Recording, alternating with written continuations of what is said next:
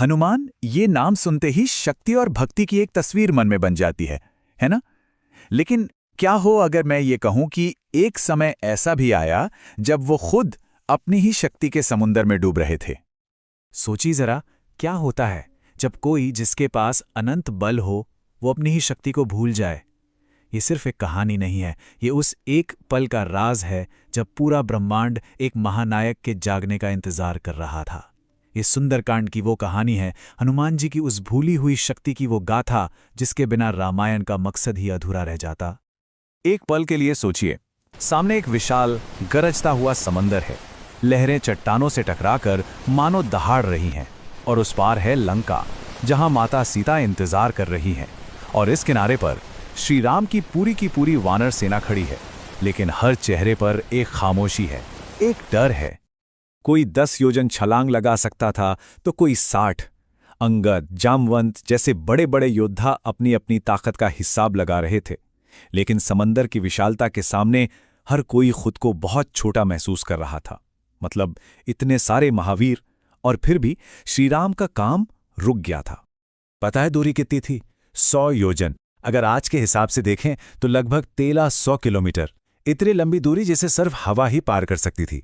पूरी सेना में बस एक निराशा भरी खामोशी थी, एक ऐसी खामोशी जो मानो हार मान चुकी थी। और इस गहरी निराशा के बीच एक कोने में हनुमान जी बैठे थे, एकदम शांत, विनम्र और खामोश।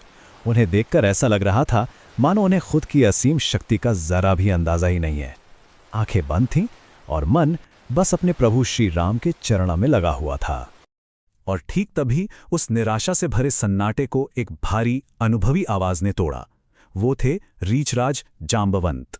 उनकी बूढ़ी आंखों ने पहले पूरी सेना को देखा, और फिर उनकी नजर उस एक वानर पर आकर रुक गई जो इस मुश्किल का इकलौता हल था। जांबवंत जी ने कोई हुक्म नहीं दिया, कोई योजना नहीं बताई। वो सीधे हनुमान जी के पास गए और बस एक सवाल पूछा, एक ऐसा सवाल जो किसी तीर की तरह सीधा हनुमान जी की आत्मा में जाकर लगा।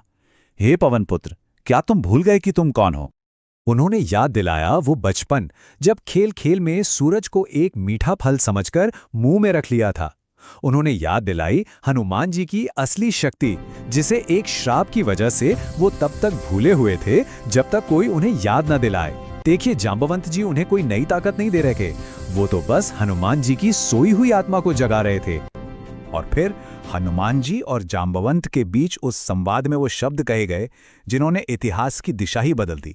पवन तनय बल पवन समाना, बुद्धि विवेक विज्ञान निधाना। कवन सो काज कठिन जग माही, जो नहीं होई तात तुम पाही।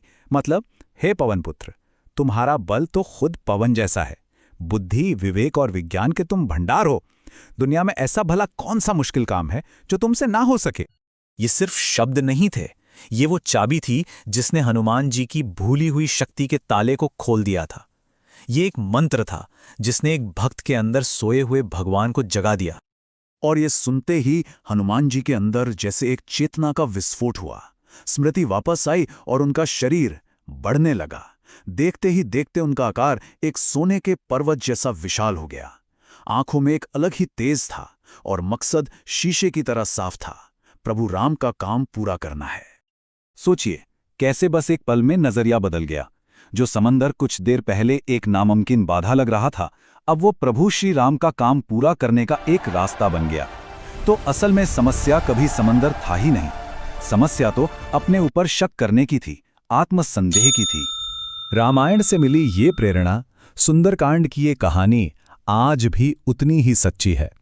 हम सबकी जिंदगी में भी तो कभी कभी आत्मसंदेह का एक ऐसा ही समंदर सामने आ जाता है जिसे देखकर लगता है कि इसे पार करना नामुमकिन है।